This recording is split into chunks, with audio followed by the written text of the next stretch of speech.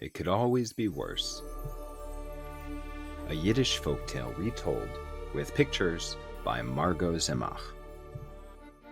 To my friend Gina, with love. Once upon a time, in a small village, a poor, unfortunate man lived with his mother, his wife, and his 6 children in a little one-room hut. Because they were so crowded, the man and his wife often argued. The children were noisy, and they fought. In winter, when the nights were long and the days were cold, life was especially hard. The hut was full of crying and quarreling. One day, when the poor, unfortunate man couldn't stand it anymore, he ran to the rabbi for advice.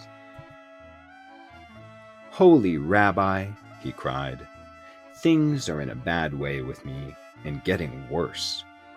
We are so poor that my mother, my wife, my 6 children, and I all live together in one small hut. We are too crowded, and there's so much noise. Help me, Rabbi. I'll do whatever you say."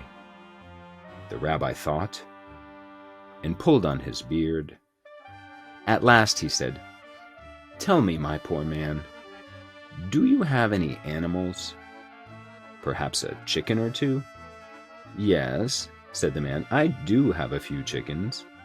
Also a rooster and a goose." "Ah, fine," said the rabbi. "Now go home and take the chickens, the rooster, and the goose into your hut to live with you." "Yes, indeed, Rabbi," said the man, though he was a bit surprised.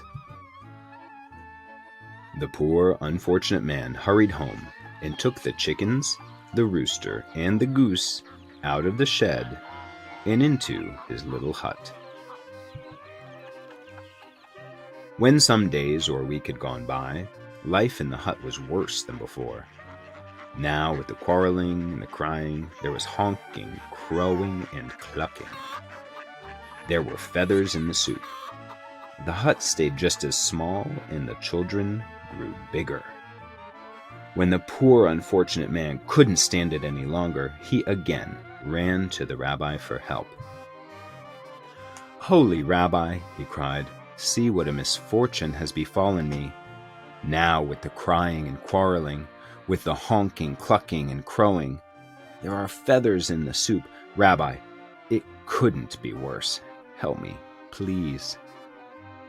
The rabbi listened and thought.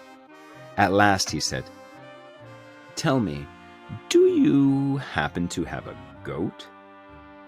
"Oh, yes, I do have an old goat, but he's not worth very much." "Excellent," said the rabbi. "Now go home and take the old goat into your hut to live with you." No, do you really mean it, Rabbi?" cried the man. Come now, my good man, and do as I say at once," said the rabbi. The poor, unfortunate man tramped back home with his head hanging down and took the old goat into his hut. When some days or a week had gone by, life in the little hut was much worse. Now, with the crying, quarreling, clucking, honking, and crowing, the goat went wild, pushing and butting everyone with his horns. The hut seemed smaller. The children grew bigger. When the poor unfortunate man couldn't stand it another minute, he again ran to the rabbi. "Holy Rabbi, help me!" he screamed. "Now the goat is running wild. My life is a nightmare." The rabbi listened and thought. At last he said, "Tell me, my poor man, is it possible that you have a cow? Young or old, doesn't matter." "Yes, Rabbi, it's true I have a cow," said the poor man fearfully. "Go home then," said the rabbi, "and take that cow into your hut." "Oh, no, surely not, Rabbi," cried the man. "Do it at once," said the rabbi.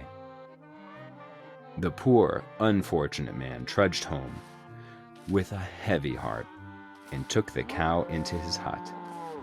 Is the rabbi crazy? He thought. When some days or a week had gone by, life in the hut was very much worse than before. Everyone quarreled, even the chickens. The goat ran wild. The cow trampled everything. The poor man could hardly believe his misfortune. At last, when he could stand it no longer, he ran to the rabbi for help. "Holy Rabbi," he shrieked, "help me, save me, the end of the world has come. The cow is trampling everything. There's no room even to breathe. It's worse than a nightmare." The rabbi listened and thought. At last, he said, "Go home now, my poor, unfortunate man, and let the animals out of your hut." I will, I'll do it right away," said the man.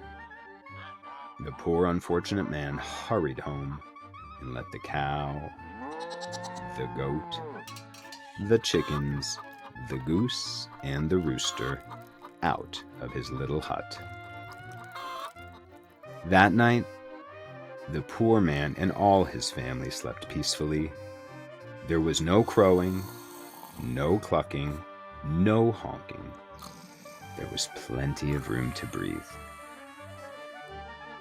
The very next day, the poor man ran back to the rabbi. "Holy Rabbi," he cried, "you have made life sweet for me. With just my family in the hut, it's so quiet, so roomy, so peaceful. What a pleasure."